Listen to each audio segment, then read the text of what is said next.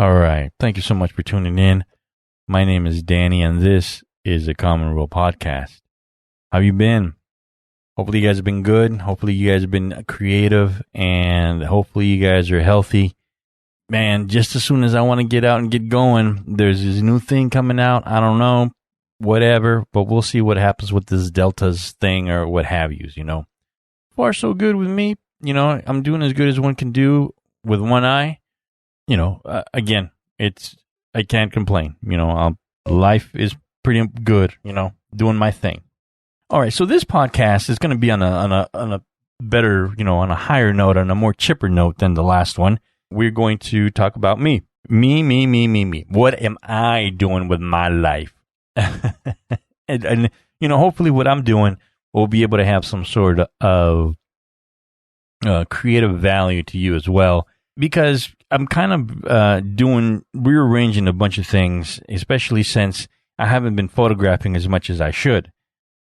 And the scary thing is I just realized that my big fat digital camera has been sitting in its bag since August 3rd, 2019.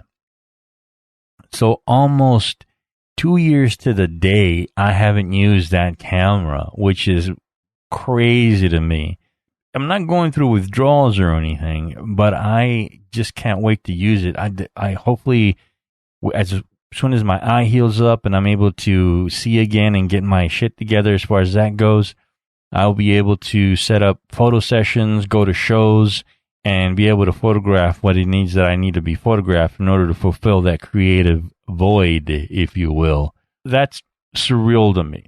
So what I'm doing now is, if you follow me on Instagram and Twitter, you've seen that I've actually started posting shit to to both of those things now, that I'm posting a lot more of my work. And there's a reason for that. What I want to talk about here is first say that I know that Instagram put out some sort of thing saying that they're transitioning. I don't know the details of it. If you want to know about social media, I'm the last cat you're going to ask. I fucking don't know a damn thing. I don't know what goes viral. I don't know what people do to be what influencers or what have yous. I have no idea what happens there. But apparently, Instagram changed its, priorities to where it said something like it's not going to be a photography site, this, that, and the other.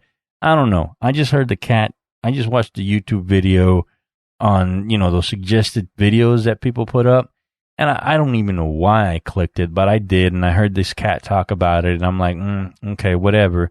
Apparently, they are going to transition to more into videos than anything else.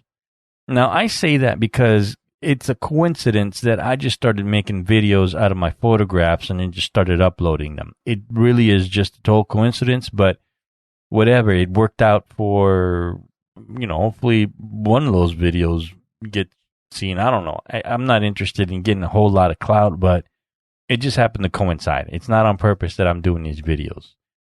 Now, the reason that I'm revamping things here, and, I even switched the way that I did my podcast, or that I record my podcast. Where I live, the power is, I wouldn't say fickle, but it tends to go out for just about any reason.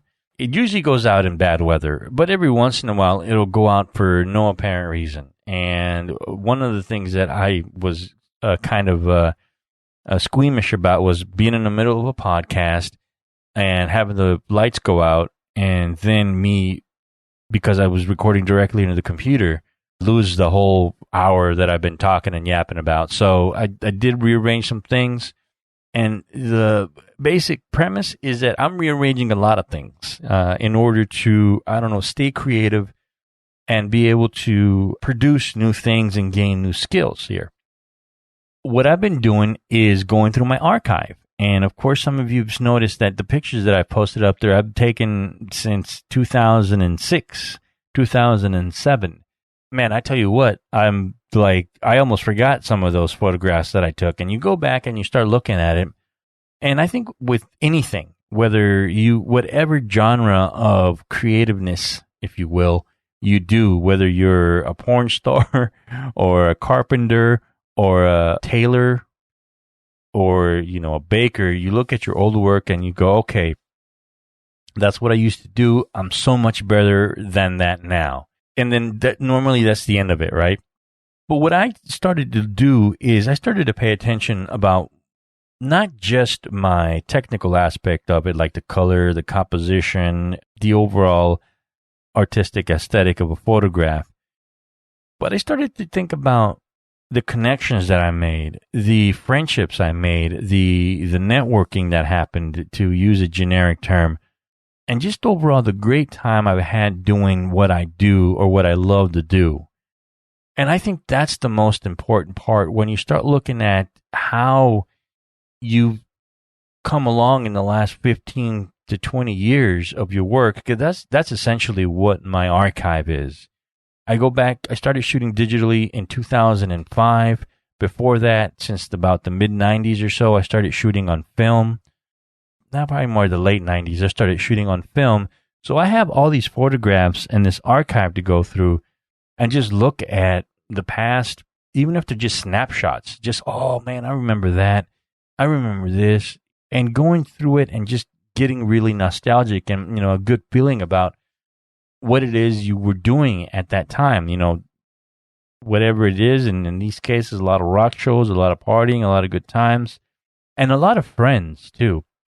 I mean, I have these relationships now that stemmed from back in those days, where you started to do something and you have to question why you do what you do as far as creative person.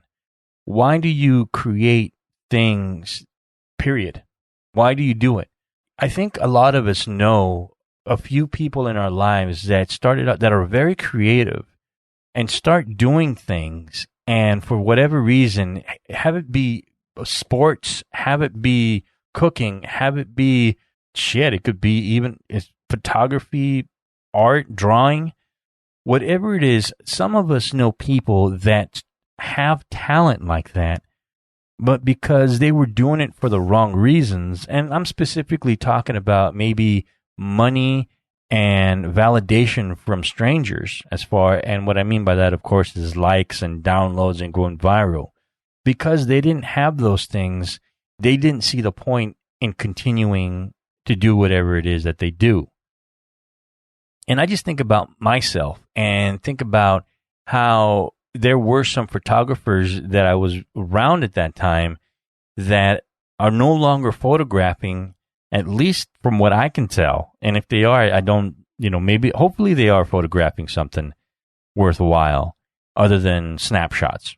Making art is what I'm specifically talking about. But they're not around anymore. And I know that there's a couple of them that always talked about making money with it and doing things that they need to do in order to make money and sell it here, sell it there, do things. And I just started to think about myself as far as, what if I was in it for that? What if I shot all those bands and because none of them paid me or none of them gave me credit or none of them did anything? And I'm not talking about any band specifically. I'm talking in generalities here, because every band that I shot out of the black box was amazing. And most bands that I shot anywhere else, I'm lucky in the sense that I made awesome connections with great people. But what I'm talking about is, like, if you decided to, work on the fact that, these bands don't have money. So if they aren't paying you for it, where would I have been if I decided, you know what, fuck music. I don't want to do that anymore. I don't want to shoot. I'm just going to sit here and shoot weddings. And man, if I don't know what kind of person I'd be if I decided that, hey, I'm a good lensman, I'm a good cameraman. The only way I'm going to make money is shooting weddings. And I don't have a passion for weddings. That's not to say that someone who does have a passion for weddings is doing it. And, good for them. Some of you know how I feel about wedding photography, but that's for another one. But if I decided, okay, well, the only way I'm going to make money is either going to weddings, being some sort of red carpet guy that gets to shot, or at least paparazzi guys, I can understand how I would stop being a photographer. I just didn't go that route. I was never in it for the fame and the glory of it. So what my point is that because of that, I was able to amass an archive and have great friendships that last till the day still, 15, 20 years from since I started doing this. Aside from those relationships, which are precious and amazing, I look at my body of work and I go back and I'm like, you know what? The archive is the gift. The archive is the reward. In and of itself, the culmination of the whole body of work, looking back on it, that's a gold mine. As I go back and look at it, I'm like, you know what? I can do something with this now. I know how to do certain things now that I didn't know how to do then. And I have certain places and certain avenues and certain places online that I can upload them onto. Hopefully someone sees it and gets inspired and does their thing, and maybe they'll go viral, and maybe they'll be able to do whatever it is that you are looking for on the interwebs. I go through YouTube a lot, and I'm always looking at YouTube to, not just chicks in bikinis. I go through YouTube, and I actually want to learn how to do some things. I don't just see drunk people doing shitty things. And one of these channels that pops up every once in a while is this channel called Film Courage. And I don't check out all the videos. I see some of them. And it's basically people in the film industry that talk about more about the creative process than the business side of making a movie. And this one popped up that said, do the work. And that's just the philosophy that I've had from the beginning, to where I've never worried about anything else. Now, if I clicked on a video and I watched it, and there's a lot of great information on there. I recommend it to anyone to watch it. It's not just, you can take it to use for any sort of creative process. It's not just about making movies. But the guy was sitting there talking about do the work and not have to worry about certain things. But he went off on another little tangent, and he didn't really expand on what my philosophy was, which is still more or less, don't worry about anything else and don't worry about going viral. Just keep doing your work and uploading it. And if you get 0 likes out of it, that's great. Fine. No, don't worry about it. You keep doing what you need to do and keep uploading it. Now, when I look at my archive, I'm looking at it. And again, at one point, what I was doing is I was shooting with the digital camera. I'm pretty crazy. I mean, with film, I'm limited to about 36 shots a roll. If I shoot 35 millimeter, even less with medium format. I have to be more careful if I'm shooting a show on film than I am if I'm shooting digital. With digital, I go crazy, and I love shooting. I love clicking on the shutter button, and I've never worried about it. And before, my workflow was, dude, I'll just shoot 1,000 photographs and choose the best ones and put those out online. Meanwhile, there's about 900 other photographs that are just sitting there and nothing happened to them. And now I'm looking through this archive, and I'm like, you know what? And grabbing ideas from other photography genres, namely hyperlapse, these time lapses sort of things, whether it's video, and you guys know what I'm talking about. Like, they set up the time lapses, and it looks like they're showing a movie in super fast forward. Well, that's for the most part a culmination. If it's not a video that's taken over 10 hours, which it usually isn't, it is a still photography, like a photograph shot every minute or so, depending on what it is that you're photographing. It's a photograph that's shot at a certain time interval, whether it's 5 seconds or an hour or so. Every hour it shoots a photograph, and then you grab all these pictures and you scrunch them up and you make this time-lapse sort of thing. And it looks awesome. And so I decided to experiment with that, and lo and behold, it works. I love the product that I got, and now I'm going through the archive again, and I'm more or less repackaging all these photographs. And to me, it looks cool. I like it. And I set it to some music. The music photography that I do it, I set it to whatever band is on there. And I'm excited again. And it gets to the point where I'm so excited about how I shot these that now my old self is inspired my future self, how it is that I am going to you transfer fans, hopefully you guys know what I did there. I'm going to now shoot with a different purpose. I'm still going to shoot 1,000 photographs at a time, but now I can see how they fit in a different format instead of just standing on their own. And from one standalone photograph idea, I now have, which I can get no problem as far as getting the desired result from the photo shoot. Now I can shoot around that photograph and be able to create something else out of it than just one still photograph that we were all looking for. To me, I just can't wait to shoot it. I'm really excited about what it is that I'm going to do with more of this time-lapse sort of thing. The easy thing right now is to think about, all right, well, I'm going to set a time-lapse on another piece of fruit. And I think some of you may or may not know that I shot that banana, which I love shooting. And it was more or less a time-lapse, but I took one photo on a film camera, took one photo a day for 10 days, and saw the arc of the banana rotting. I love that idea, and I wish I could expand on it. And now knowing what I know, it seems like, you know what? It's possible. So I'm thinking now that I'm going to take a photograph of a banana for 10 days, but having it photographed once every hour. I don't know. Crazy idea. It might work. It might not work. I have no idea how it is. How that's going to pan out. But I hope, I'm the only one shooting rotten fruit. I'm sorry. It's crazy. I know. There's this great guy doing great things with hyperlapses where he has his camera on shooting out of his windowsill, looking at the skyline in New York City. I don't know if you guys know what I'm talking about. I follow him. And he's been continuously taking a time-lapse picture for like 10 years with the same camera. And it's a Sony and the workhorse. So it's a shout out to Sony. Hopefully Sony sponsors that fucker and gives him a camera or something. But he's been using the same camera and the same lens, shooting continuously for 24 hours for like 10 years. It is something crazy, maybe even longer. I'll look it up in a bit and, or post it in the show notes for you guys to see.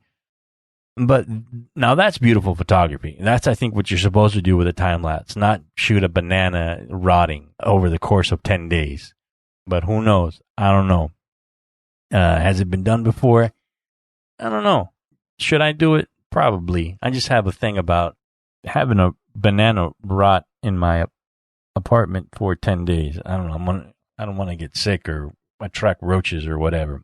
Anyway, that's basically the point to this podcast is no matter how big or small your archive is, it's still valuable than just moving forward technically.